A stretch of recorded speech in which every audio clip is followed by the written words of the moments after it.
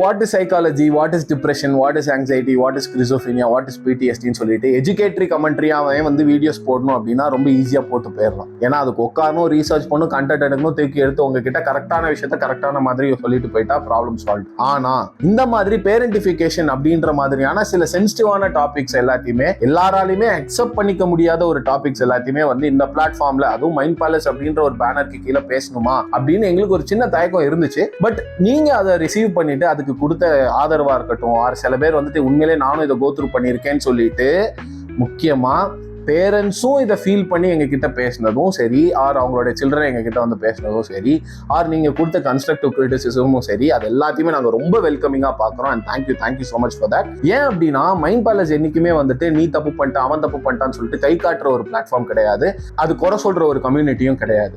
Mind பேலஸோட முக்கியமான கோலே என்ன அப்படின்னா, let's all work together for #better_today. அது ஏன் அப்படின்னா, இன்னைக்கு நீங்க நல்லா இருக்கீங்க அப்படின்னா நாளைக்கு நல்லா இருக்க போறீங்க, நாளைக்கு நல்லா இருக்கீங்கன்னா நீங்க நாளானைக்கு நல்லா இருக்க போறீங்க அப்படின்ற ஒரு விஷயம் தான். மைண்ட் பேலன்ஸ்ல என்னைக்குமே எப்படின்னா, யாருமே பெர்ஃபெக்ட் கிடையாது.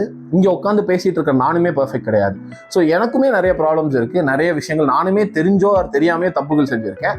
அண்ட் அதை வந்து குறையாவோ பழியாவோ பாவமாவோ பார்க்காம அது வெறும் ஒரு மிஸ்டேக்கா பார்த்துட்டு அதை ரெக்கக்னைஸ் பண்ணிட்டு அதே மிஸ்டேக்கை நம்ம இன்னொரு தடவை பண்ணாம இருக்கணும். அப்படி நான் மட்டும் இல்லாம நம்ம கம்யூனிட்டியில இருக்கிற எல்லாருமே வந்து பண்ணிட்டோம் அப்படின்னா நம்ம சொசைட்டியும் ஒரு பெட்டர்மெண்ட்டுக்காக வளரும் அப்படின்றதுக்கான ஒரு சின்ன நோக்கம் தான் நம்ம மைண்ட் பேலன்ஸோட one of the goals. So அதில் வந்துட்டு ஒரு முக்கியமான ஒரு ஸ்டெப்பாக நாங்கள் இந்த பேரண்டிஃபிகேஷன் பாட்காஸ்ட் நம்ம பார்க்குறோம். And yes, thank you so much once again for your reception. And also the other half, எல்லாருமே இந்த கண்டென்ட், எல்லாருமே நாங்கள் சொல்கிற ஒப்பீனியனை வந்து நீங்கள் அக்செப்ட் பண்ணணும் அப்படின்றதும் கிடையாது. அண்ட் நாங்கள் யாருமே வந்து மந்திரிச்சு அப்படியே வந்து உங்கள் மூளைக்குள்ள போய் நீங்கள் இல்லை இதுதான் கரெக்ட், நீங்கள் இப்படி தான் ஃபாலோ பண்ணணும் அப்படின்னு சொல்ல போகிறதும் கிடையாது. ஏன்னா உங்கள் ஒப்பீனியன் உங்களுடையது, நீங்கள் அதை எப்பவுமே வச்சுக்கோங்க. We respect that. But yeah, psychology is something that's pretty hard to digest. And சில நேரம் வந்துட்டு அதை உங்களுடைய கேரக்டரோ ஆர் உங்களோட ஐடென்டிட்டியோ போய் அடிக்க கூட செய்யலாம். And if it is hurting you too much, we are really sorry for you. But this is completely awareness. This is not diagnosis and this is not direct blame. So அதை இங்கே retreat பண்ணிட்டு let's go to side B. So side B ஜென்ரலாகவே நம்ம என்ன பண்ணுவோம் அப்படின்னா, இதோடைய science என்ன, ஆர் அது எப்படி உங்களை எஃபெக்ட் பண்ணுதா, இல்லை எப்படி ஹீல் பண்ணலாம் அப்படின்ற மாதிரி நம்ம வந்து அந்த டிசார்டர் பற்றி பார்ப்போம். பட் பேரண்டிஃபிகேஷன்றது வந்து வெறும் சயின்டிஃபிக்காக மட்டும் பார்க்காம சொசைட்டல் ஃபேக்டரும் அதில் வந்து ஒரு மேஜரான ஒரு விஷயம் இருக்கு. ஸோ அகேன் ஒரு சின்ன டிஸ்க்ளைமர், இது யாரையும் கை காட்டுறது கிடையாது. But it's just to put the dark spots into light and let people know that see this is what is happening. அதை நீங்க எடுக்கிறதோ எடுக்காததோ, ஆர் அதை எடுத்துட்டு நீங்க மாறுறதோ மாறாததோ அது உங்களுது. அது என்னைக்குமே மைண்ட் பேலஸ் வந்து நீங்க பண்ணணும்னு சொல்லவும் மாட்டோம், நானும் சொல்லவும் மாட்டேன். This is Kathir, counselling psychologist, and you are வாட்சிங்.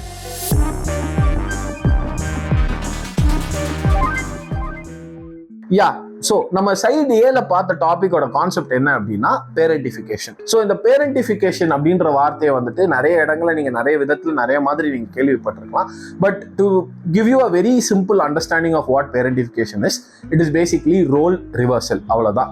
ஒரு பேரண்ட் சைல்டா மாற போறாங்க, சைல்டு பேரண்டா மாற போறாங்க. பட் இதுல என்ன நடக்குது அப்படின்னு பாத்தீங்கன்னா, ஒரு சைல்டோட பேசிக்கான ஒரு விஷயம் என்ன அப்படின்னா, இட் ஹாஸ் நீட்ஸ். அதுக்குன்னு சில தேவைகள் இருக்கும். அண்ட் அந்த சைல்டால தன்னைத்தானே அந்த தேவைகளை பூர்த்தி செய்யறதுக்குரிய பிசிக்கல் கேப்பபிலிட்டியோ மென்டல் கேப்பபிலிட்டியோ எமோஷனல் மெச்சூரிட்டி அது இருக்காது. ஸோ அந்த இடத்துல தான் வந்து அந்த ஸோ அதுக்காக தான் அந்த சைல்டு என்ன பண்ணணும்னா, மேஜர் டைம்ஸ்ல அந்த பிரைமரி கேர்டேக்கரோட வெறித்தனமா அட்டாச் ஆகும். ஸோ அந்த அட்டாச் ஆகிற primary கேர்டேக்கரே when they are in a position where they are not able to fulfill their needs, தன்னோட தேவைகளை வந்துட்டு பூர்த்தி செய்ய முடியாத ஒரு நிலைமையில அவங்க இருக்காங்க. பிகாஸ் ஆஃப் வீட்ல சண்டையோ, ஆர் யாரோ ஒருத்தவங்க இறந்துட்டாங்க, ஆர் வேற ஏதோ ஒரு காரணத்தினால வந்து அவங்களுடைய தேவைகளை அவங்களால பூர்த்தி செய்ய முடியாத ஒரு காரணத்தினால அந்த சைல்டு வந்து if it takes the role of a parent and becomes the provider, அதாவது பேரண்டோட தேவைகளை பூர்த்தி செய்யறதுக்கு அந்த சைல்டு வந்து தயாராயிருச்சு அண்ட் அதை மட்டும் அவங்க பண்ணிட்டு இருக்காங்க அப்படின்னா that is called as parentification. So parentification ரெண்டு விதமா இருக்கும். ஒன்னு என்ன அப்படின்னா இன்ஸ்ட்ருமெண்டல் பேரண்டிஃபிகேஷன், இன்னொன்னு வந்து எமோஷனல். இன்ஸ்ட்ருமெண்டல்னா பிசிக்கல் நீட்ஸை பூர்த்தி செய்யறது, எமோஷனல் அப்படின்னா எமோஷனல் நீட்ஸை பூர்த்தி செய்யறது. ஓகே, சோ இந்த இடத்துல நான் ஒரு விஷயத்தை தெளிவுபடுத்திடுறேன். ஒரு சைல்டு வந்து ஒரு பேரண்ட்டுக்காக ஹெல்ப் பண்றது வந்து நார்மல் தானே, இதுல எப்படி பேரண்டிஃபிகேஷன் நீங்க சொல்லலாம் அப்படின்னு நீங்க கேட்கலாம். That is very very right. அதை டினை பண்ணவே மாட்டேன். ஏன்னா ஃபர்ஸ்ட் எபிசோட்ல சொன்ன மாதிரி தான் சைக்காலஜில இருக்கு இல்லன்னு பைனரியா மட்டும் நம்மளால பதில் சொல்லிட முடியாது. அது எந்த அளவுக்கு அழுத்தத்துல இருக்கு, எந்த அளவுக்கு in what range of the spectrum is the effect அப்படின்றத நம்ம ரொம்ப ரொம்ப கண்டிப்பா பார்த்தே ஆகணும். சோ ஒரு தடவை ரெண்டு தடவை அந்த பேரண்ட்டுக்காக அந்த சைல்டு இருக்கிறது வந்து இட் இஸ் நாட் பேரண்டிஃபிகேஷன். ஆனா கன்சிஸ்டன்டா அந்த சைல்டு வந்து தன்னைத்தானே மறந்து தன்னோட ஆசைகள் எல்லாத்தையுமே இழந்து அதை புதைச்சி மறைச்சி அவங்களோட பேரண்ட்டுக்காக கண்டினியூஸா இருக்காங்க அப்படின்னா that is called as parentification. So நம்ம பேரண்டிஃபிகேஷன் எப்படி நம்மளை அஃபெக்ட் பண்ணுது அப்படின்னு பார்த்தீங்கன்னா, நம்மளுடைய சிம்பத்தட்டிக் நர்வஸ் சிஸ்டம் அப்படின்னு நம்மளுடைய நர்வஸ் சிஸ்டம் ஒன்று இருக்கு. அந்த நர்வஸ் சிஸ்டம் எப்போ ஆக்டிவ் ஆகும் அப்படின்னா, இப்போ உங்களை நாய் துரத்த போதோ ஆர் ஒரு புலி துரத்த போதோ ஆர் நீங்க ஏதோ ஒரு கொடூரமான ஒரு டேஞ்சர்ல இருக்கீங்க அப்படின்ற போது, நீங்க சின்ன வயசு பயாலஜில படிச்சிருப்பீங்க, உங்க மசில் ஸ்ட்ரிங்க் ஆகும், உங்க ஐஸ் டைலேட் ஆகும், அந்த மாதிரி உங்க ஹார்ட் பீட் ஃபாஸ்ட் ஆகும், உங்க ரத்த ஓட்டம் அதிகமா இருக்கும், ஆக்சிஜன் நிறைய இருக்கும். ஏன்னா நீங்க அந்த டேஞ்சர்ல இருந்து எய்தர் தப்பிச்சு ஓடலாம், இல்லாட்டி நீங்க அதை எதிர்த்து சண்டை போடலாம், ஆர் நீங்க அப்படியே உறைஞ்சு போகலாம், ஆர் மொத்தமா அப்படியே உங்களுடைய நர்வஸ் சிஸ்டமே ஷட் டவுன் ஆகி நீங்க அப்படியே கிடக்கு. சோ இந்த 4 ரெஸ்பான்ஸ்க்கு உங்க பாடி வந்து தயாராகும். நீங்க பார்த்த இந்த 4 ரெஸ்பான்ஸுமே வந்து ரொம்ப ஈஸியா வராது. ரொம்ப எக்ஸ்ட்ரீமான ஒரு த்ரெட்ல நீங்க இருக்கீங்கன்னா மட்டும்தான் இந்த 4 ரெஸ்பான்ஸஸுமே வரும். பட் உங்க வீட்டுல அடிக்கடி பிரச்சனைகள் வந்துட்டே இருக்கு, ஆர் எந்நேரமும் பிரச்சனை வர்றதுக்கு ஆப்பர்ச்சுனிட்டிஸ் இருக்கு, ஆர் சே உங்க ஃபேமிலியில நீங்க ஒரு பேரண்ட்டை நீங்க எழுந்துட்டீங்க, ஆர் 2 பேரண்ட்டையும் நீங்க எழுந்துட்டீங்க அப்படின்னா, அந்த ஹவுஸ் ஹோல்டுல அந்த வீட்டுல வந்துட்டு த்ரெட்டுக்கான ஆப்பர்ச்சுனிட்டி ஆர் ஸ்ட்ரெஸ்ஸுக்கான ஆப்பர்ச்சுனிட்டி ரொம்ப அதிகமாவே இருக்கும். டு பி ஹானஸ்ட் சொல்ல போனோம்னா, அந்த குழந்தையால அடுத்து என்ன பண்ணணும்ன்றது தெரியாததே வந்து ஒரு பெரிய ஸ்ட்ரெஸ்ஸா இருக்கும். ஏன்னா அதை கைப்பிடிச்சு கூட்டு போறதுக்கு யாருமே அந்த இடத்துல இருந்திருக்க மாட்டாங்க. சோ இதனால இந்த நர்வஸ் சிஸ்டம் கண்டினியூஸா ஆக்டிவாவே இருக்கும். இதுக்கு ஹெல்ப் பண்றது தான் என்ன அப்படின்னா, அமிக்டலா அப்படின்னு உங்களுடைய லிம்பிக் சிஸ்டம்ல இருக்கிற ஒரு பார்ட். அதுதான் உங்க பாடியோட அலார்ம் சிஸ்டம். சோ இந்த மாதிரி பேரண்டிஃபைட் கிட்ஸுக்கு அது எப்பவுமே அடிச்சுக்கிட்டு இருக்கும். மத்த எல்லாருக்குமே நாய் துரத்துனாலோ இல்ல புலி துரத்துனாலோ இல்ல ஒரு எக்ஸ்ட்ரீமான ஒரு த்ரெட்ல போனா மட்டும்தான் உங்களுக்கு அது வந்து ஆக்டிவ் ஆகுமே தவிர, பேரண்டிஃபைட் கிட்ஸுக்கு அது கன்சிஸ்டன்டா எப்பவுமே ஆக்டிவ்லயே தான் இருக்கும். சோ ஒரு பேரண்டிஃபைட் கிட்டால வந்துட்டு நார்மலா ரெஸ்ட் பண்ண முடியாது, ஒழுங்கா தூங்க முடியாது, ஒரு இடத்துல வந்துட்டு சேஃபா ஃபீல் பண்ண முடியாது. இதனால என்ன ஆகுது அப்படின்னா, அவங்களுடைய பாடியில கார்டிசால் அப்படின்ற ஸ்ட்ரெஸ் ஹார்மோன் ரொம்ப அதிகமா செக்ரீட் ஆகும். அது செக்ரீட் ஆகுறதுனால ஹிப்போகேம்பஸ் அப்படின்ற ஒரு பார்ட் ஆஃப் த பிரெயின் இருக்கு. சோ அதுதான் உங்க பாடியோடைய ஸ்டோரி டெல்லர். சோ அது என்ன பண்ணும் அப்படின்னா, பாஸ்ட் பிரசன்ட் அப்படின்ற ரெண்டுத்தையுமே பிரிச்சு வச்சிரும். சோ இந்த கார்டிசால் வந்து அதிகமா கன்சிஸ்டன்டா செக்ரீட் ஆயிட்டே இருக்கிறதுனால ஹிப்போகேம்பஸோட சைஸ் கம்மி ஆயிட்டே வரும். அதனால அதோட எஃபிஷியன்சியும் கம்மி ஆயிட்டே இருக்கும். ஃபார் எக்ஸாம்பிள், இப்போ நம்ம சைடு ஏல பார்த்த அந்த கிட்டோட கதையை எடுத்துப்போமே. சோ அவங்க வீட்டுல அவங்க அப்பா எப்பவுமே கோவப்பட்டு சண்டை போட்டு அடிச்சுக்கிட்டு அந்த மாதிரி இருக்கிறதுனால, அவங்க அப்பா கோவப்படும் போது மிரண்டு போய் இவங்க வந்து ரியாக்ட் பண்றாங்க அந்த குழந்தை. So when this particular kid grows up, அவங்க வளர்ந்து ஒரு டீனேஜோ ஆர் 20s 30s வந்துட்டு when they go into a relationship, அவங்க பார்ட்னரும் திடீர்னு இவங்க வந்து எதுக்கோ ஒரு பாயிண்ட்ல கத்தும் போது, இவங்களுக்கும் அவங்க அப்பா கத்தும் போது எப்படி இவங்க உறைஞ்சு போய் நின்னாங்களோ, மிரண்டு போய் நின்னாங்களோ, அதே மாதிரி இங்க வந்து மிரண்டு போய் நிற்பாங்க. இப்போ என்ன பிரச்சனை இங்க அப்படின்னா, உங்க ஹிப்போகேம்பஸால உங்க கிட்ட வந்து, ஹே நல்லா புரிஞ்சுக்கோ, அது உங்க அப்பா, அது கம்ப்ளீட்லி வேற ஆளு, இது உங்களோட பார்ட்னர், இது கம்ப்ளீட்லி வேற ஆளு, அவங்க அவ்வளவு தூரத்துக்கு கொடூரமா ரியாக்ட் பண்ணதுனால இவங்களும் அப்படி பண்ணணும்ன்ற அவசியம் கிடையாது, இங்க நீ சேஃபா தான் இருக்க, நீ இதை வேற மாதிரி டீட் பண்ணலாம் அப்படின்ற அந்த ஒரு லெவல அதால கொடுக்க முடியாது. ஏன்னா ஹிப்போகேம்பஸோட எஃபிஷியன்சி ரொம்ப கம்மியாயிரும். இதை விட இன்னொரு விஷயம் என்ன அப்படின்னா, சின்ன வயசுல தான் உங்களுடைய ப்ரீ ஃப்ரண்டல் கார்டெக்ஸ், அதாவது உங்களுடைய பிரெயினோட முன்பகுதி வந்து வளரும். ஸோ இப்போ அதுதான் உங்களுடைய எமோஷனல் ரெகுலேஷன், லாஜிக்ஸ் அண்ட் ரீசனிங்கை பார்க்குற ஒரு part of the brain. So இப்போ என்ன பிரச்சனை அப்படின்னா, அமிக்டலாக்கும் இந்த லிம்பிக் சிஸ்டமுக்கும் உங்களுடைய சிம்பத்தட்டிக் நர்வஸ் சிஸ்டமுக்கும் எல்லாத்துக்குமே வந்து பாடியோட எனர்ஜி யூஸ் ஆகிட்டே இருக்கிறதுனால, உங்களுடைய ப்ரீ ஃப்ரண்டல் கார்டெக்ஸ் சின்ன வயசுல if you are becoming parentified, if you are becoming under consistent threat, அது என்ன ஆகும்னா உங்களுடைய prefrontal cortex under develop ஆயிரும். ஸோ இதுக்கும் பேரண்டிஃபிகேஷனுக்கு என்ன சம்பந்தம் அப்படின்னு நீங்க கேட்டீங்க அப்படின்னா, ஒரு consistent threat because of parents imbalance or volatile ஹோம்னால ஒரு சைல்டு இருக்கிறதுனால ப்ரீஃப்ரண்டல் கார்டெக்ஸ் அண்டர் டெவலப் ஆகும்போது அந்த குழந்தையால ஒரு டேஞ்சர்ல இருந்து தன்னைய வந்து ரீசன் அவுட் பண்ணிட்டு வர முடியாது. ஏன்னா prefrontal cortex is known for logic. இதை விட மோசமான ஒரு விஷயம் என்ன அப்படின்னா, ஆல்ரெடி டம்மு டும்னு கலவரத்துல இருக்கிற ஒரு வீட்டுல அவங்களே கஷ்டப்பட்டுட்டு இருக்கும்போது, நம்ம பேரண்ட்ஸே கஷ்டப்பட்டுட்டு இருக்கும்போது, நமக்கு தேவையான தேவைகளோ ஆர் நம்ம ஃபீல் பண்ற அந்த எமோஷன்ஸையோ நாம ஏன் காட்டணும், அது அவங்களை இன்னுமே அடைஞ்சல் தான் பண்ணும், இருக்கிற பிரச்சனை இதுவும் பிரச்சனை ஆயிடக்கூடாது அப்படின்னு சொல்லிட்டு அந்த குழந்தை தன்னோட நீட்ஸுக்கும் தன்னோட எமோஷன்ஸ்ல இருந்துமே ரொம்ப ஆக ஆரம்பிச்சிடும். சோ இதனால ஒரு குழந்தையால அது என்ன கோத்ரூ பண்ணுது, எதனால கோத்ரூ பண்ணுதுன்றது கேள்விகளுக்கு பதில் சொல்ல தெரியுமே தவிர, அது எப்படி கோத்ரூ பண்ணுதுன்றத அதால உணர்ந்து பதில் சொல்ல முடியாது. சோ இதுதான் என்ன ஒரு மேஜரான அட்வான்டேஜ் அண்ட் டிஸ்அட்வான்டேஜ் ஆகுது அப்படின்னா, மத்தவங்களுக்கு கோத்ரூ பண்ற வலியையும் மத்தவங்க கோத்ரூ பண்ற பெயினையும் இந்த பர்டிகுலர் குழந்தையால ஈஸியா புரிஞ்சுக்க முடியும், ஈஸியா எம்பத்தைஸ் பண்ண முடியும். அதனால அந்த வயசுல ஒரு சர்வைவல் எஸ்கேப்பா வந்துட்டு அதுக்கு சில கனெக்ஷன்ஸ் கிடைக்குமே தவிர நீ என்ன கோத்ரூ பண்றன்னு அந்த குழந்தைங்க கிட்ட திரும்பி யாராவது ஒரு கேள்வி கேட்டாங்கன்னா they will be completely blank. And இதனால நீங்க வெளியில இருந்து பார்க்க ரொம்ப ஃபைனா இருந்தாலும் உள்ளுக்குள்ள நீங்க வந்து பேர் சொல்ல முடியாத ஒரு பாரத்தை எப்பவுமே தூக்கிட்டு போற மாதிரி உங்களுக்கு ஃபீல் இருக்கும். எப்பவுமே கில்ட்டியா ஃபீல் பண்ணுவீங்க. உங்களோட ஆசைகளை மொத்தமா சுருக்கிட்டு நான் உனக்கு என்னனாலும் பண்றேன், ஆனா நீ என் வாழ்க்கையில இருந்தா மட்டும் போதும் அப்படின்னு நீங்க சொல்லுவீங்க. தேவையே இல்லைனாலும் நீங்க அத்தனை சாரி கேட்பீங்க. உங்க மேல தப்பே இல்லைனாலும் நீங்க அத்தனை சாரி கேட்பீங்க. உங்களுக்கு சும்மா ஒரு இடத்துல ரெஸ்ட் எடுக்கவே முடியாது. ஏன்னா நீங்க ப்ரொடக்டிவா இல்லைனா நீங்க ஏதாச்சும் ஒரு வேலை பார்க்காம நீங்க வந்து சும்மா இருக்கீங்க அப்படின்னா நீ ஏன் தருதியா இருக்க, நீ தத்தியா இருக்க, அப்ப நம்ம ப்ரொடக்டிவ் இல்லை, நம்ம யாருமே பிடிக்காது, நம்ம எல்லாரும் விட்டு போயிருவாங்கன்னு ஒரு டவுன்வர்ட் ஸ்பைரல்ல நீங்க விழுகிறதுக்கு வாய்ப்புகள் நிறையவே இருக்கு. ஸோ நோ இப்போ பேரண்டிஃபிகேஷன் அப்படின்ற அந்த கான்செப்ட் அப்படின்னு பார்த்தீங்கன்னா நீங்கள் வெஸ்டர்ன் கல்ச்சரில் எடுக்கும்போது அது வந்து எமோஷனல் பவுண்ட்ரி, ட்ராமா அப்படின்ற மாதிரியான ஹியூஜ் ஜார்கன்ஸ் வந்து அதோட அசோசியேட் பண்ணி வச்சிருப்பாங்க. ரைட், அது ஒரு பக்கம் இருக்கட்டும்.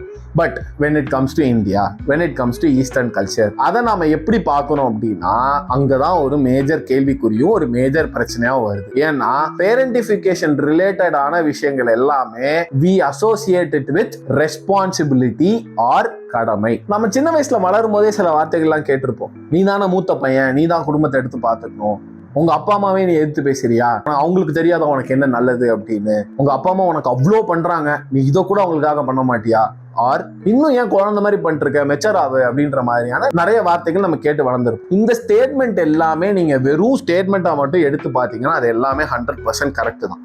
ஆனா இதை எந்த இடத்துல, எந்த கான்டெக்ட்ல, எந்த மாதிரி, எந்த குழந்தைகிட்ட நம்ம சொல்றோன்றது ரொம்ப ரொம்ப ரொம்ப ரொம்ப முக்கியமான ஒரு விஷயம். ஏன்னா ஒரு தப்பான கான்டெக்ட்ல இந்த மாதிரியான விஷயத்த நம்ம சொல்றோம் அப்படின்னா அந்த குழந்தைக்கு அன்பு கடமையா மாறும், கடமை கடனா மாற ஆரம்பிச்சிடும். நம்ம ஃபர்ஸ்ட் எபிசோட்லயே வந்துட்டு கன்ஃபியூஷியஸ் அப்படின்ற ஒருத்தரை பத்தி பேசியிருப்போம். அவர் நிறைய விஷயங்கள் சொல்லியிருந்தார். ஆனா அவர் சொன்ன ஒரு விஷயம் இதுல வந்து ரிலேட் ஆகுது என்ன அப்படின்னா ஃபிலியல் பைட்டி அப்படின்ற ஒரு கான்செப்ட் அவர் வந்து கொடுத்தார். ஸோ இந்த ஒரு கான்செப்டோட ஒரு ஓவர் ஜெனரலைஸ்ட் அண்டர்ஸ்டாண்டிங் என்ன அப்படின்னா நீங்க வந்து உங்களோட எல்டர்ஸுக்கு வந்துட்டு 100% ரெஸ்பெக்ட் அண்ட் ஒபீடியன்ஸ் கொடுக்கணும் அப்படின்ற ஒரு கான்செப்ட். இது ஜென்யூனா ஒரு நல்ல கான்செப்ட். ஆனா இது எப்படி is being interpreted at home அப்படின்னு பாத்தீங்கன்னா உங்க அப்பா அம்மா தான் தெய்வம், நீங்க உங்க அப்பா அம்மா சொல்றதை மட்டும் தான் கேட்கணும், அவங்களுக்கு நீங்க என்னாலும் பண்ணணும் அப்படின்ற மாதிரி இன்டர்பிரேட் ஆகுது. அகைன் இதுவும் கரெக்ட் தான். But at what cost? சொன்ன மாதிரி தான் சைக்காலஜில எஸ் நோ 1-0 பைனரியா பதில் சொல்ல முடியாது. எக்ஸ்பெக்ட்ரமையும் பார்க்கணும், அட் டு வாட் எக்ஸ்டென்ட் அப்படின்றதையும் நம்ம பார்க்கணும். பேரண்ட்ஸ் காடு தான், பேரண்ட்ஸ் சொல்ல வேண்டியதை நம்ம வந்து ஃபாலோ பண்ணி தான் ஆகணும், எல்டர்ஸை நம்ம 100% ஒபே பண்ணி தான் ஆகணும். ஆனால் அவங்களோட டியூட்டியை தவறியும் நாம நம்ம சைட்ல இருந்து நம்மளைய வற்புறுத்தி, நம்மளைய இழந்து, நம்மளைய மறந்து அவங்களுக்காக இதெல்லாம் நம்ம பண்ணணுமா அப்படின்னா அங்கதான் பேரண்டிஃபிகேஷன் பிளேஸ். ஓகே, இது மட்டுமா பிரச்சனை அப்படின்னு கேட்டீங்கன்னா எமோஷனல் பிரைவசி அப்படின்ற ஒரு கான்செப்ட் இருக்கு. ஸோ எமோஷனல் பிரைவசினா என்ன அப்படின்னா இப்போ நிறைய வீட்டுல பேரண்ட்ஸ் வந்துட்டு தன்னோட சின்ன குழந்தைங்க முன்னாடி அவங்களுக்கு இருக்கிற ஹெல்த் இஷ்யூ, ஃபினான்ஷியல் இஷ்யூ, வீட்டில் பிரச்சனை, ஃபேமிலி பிரச்சனை, எல்லா பிரச்சனையும் டிஸ்கஸ் பண்ணுவாங்க.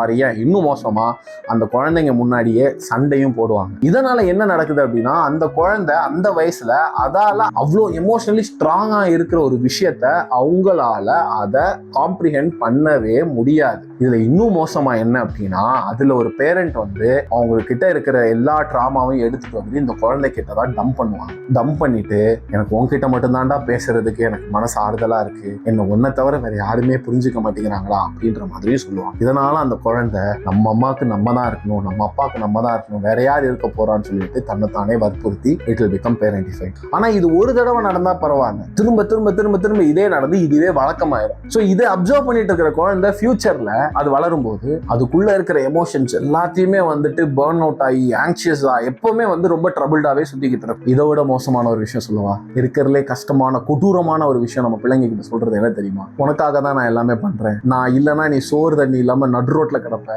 ஊர்ல இருக்கிற எத்தனையோ பேரண்ட்ஸ் எல்லாருமே சண்டை போட்டுருக்காங்க, பிரச்சனை பண்ணிருக்காங்க, நீ எதுக்கு இப்ப தேவையில்லாம ஓவர் ரியாக்ட் பண்றேன்னு அவங்க ஃபீல் பண்ற அந்த கஷ்டத்தையும் நம்ம மட்டம் தட்டுவோம். அண்ட் பேரண்ட்ஸ் கடமையா கொடுக்க வேண்டிய அவங்களுடைய அன்பு, பாசம், physical, emotional and financial needs எல்லாத்தையுமே சின்ன வயசுல அவங்களுக்கு புரியறதுக்கு முன்னாடி நம்ம சொல்லி காட்டிடுவோம். இதை விட பெரிய பாரம் என்ன அந்த குழந்தைக்கு தேவைப்படும்? இதை சால்வ் பண்றதுக்கே அந்த குழந்தை நம்ம அம்மா அப்பாவுக்கு நம்ம இவ்வளவு பாரமா இருக்கும், நாமளே நம்மளை வந்து சுயேட்சையா ரெடி ரெடி பண்ணிட்டா மட்டும்தான் நம்ம அப்பா அம்மாவுக்கு பாரமா இருக்கக்கூடாதுன்னு சொல்லிட்டு இட் ஸ்டார்ட் பிகமிங் பேரண்டிஃபைட். இதை விட மோசமான விஷயம் என்னன்னா, எனக்கு இப்படியெல்லாம் நடக்குது அப்படின்னு அந்த குழந்தை ஓப்பன் அப் பண்ண ட்ரை பண்ணும்போது உங்க அப்பா அம்மாவை நீ ஏத்து பேசுறியா, உனக்கு எல்லாமே கொடுத்த ஒருத்தவங்களை தூக்கி எறியா, நீ உனக்கு நன்றின்றதே கிடையாது, எத்தனையோ பேர் ரோட்ல பிச்சை எடுத்து சுத்திட்டு இருக்கிறாங்க, அவங்கள விட இங்க நீ சொகுசா இருக்கிறனால தான் உனக்கு வந்து இவ்வளவு தூரத்துக்கு வாய் பேச தோணுது அப்படின்னு நிறைய வார்த்தைகளாலே நம்ம குழந்தைங்களை கொள்றோம். இது எல்லாத்துக்கும் காரணம் என்ன தெரியுமா? நாம மென்டல் ஹெல்த் அப்படின்ற ஒரு கான்செப்டை ஒரு லக்ஸரியா பாக்குறோம். ஓடிட்டு இருக்கும்போது திடீர்னு கீழே விழுந்த குழந்தைக்கு அடிபட்டுச்சு அப்படின்னா ஓகே நம்ம போய் மருந்து போட்டுடலாம், டாக்டர்கிட்ட போயிடலாம், ஸ்கேன் பார்த்துடலாம் அப்படின்னு ஈஸியா ஒரு சின்ன விஷயத்துக்கே நம்ம சொல்ற ஒரு மக்கள்,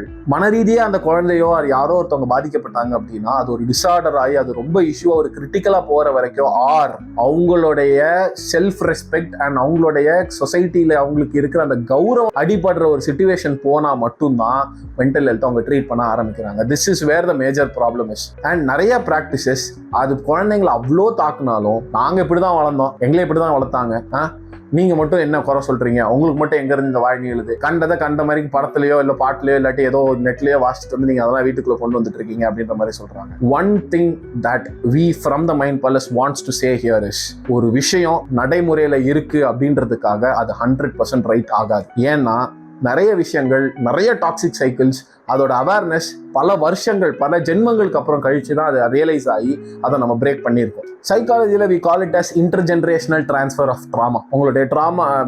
உங்களுடைய பேரண்ட்ஸ் அவங்க வளர்ந்த சிச்சுவேஷனை அதே ரீக்ரியேட் பண்ணி இப்படி தான் நானும் வளர்ந்தேன், நீ இப்படி தான் பண்ணேன்னு சொல்லிட்டு டாக்ஸிக்கான பிஹேவியர்ஸை வந்துட்டு அவங்க அங்கேருந்து எடுத்துகிட்டு வந்து அவங்களோட பிள்ளைங்க மேலே அதை பதிக்கிறாங்க அப்படின்னா இதுவுமே பேரண்டிஃபிகேஷன் நடக்கிறதுக்கு ஒரு மேஜரான ஒரு ரீசனாக இருக்குது. ஏன்னா we bring this trauma down from generations to generation in the form of tradition, in the form of obedience, in the form of responsibility. Again, parents respect பண்ணணும், அவங்கள எதிர்த்து பேசக்கூடாது, எல்லாமே 100% ரைட்டு தான்.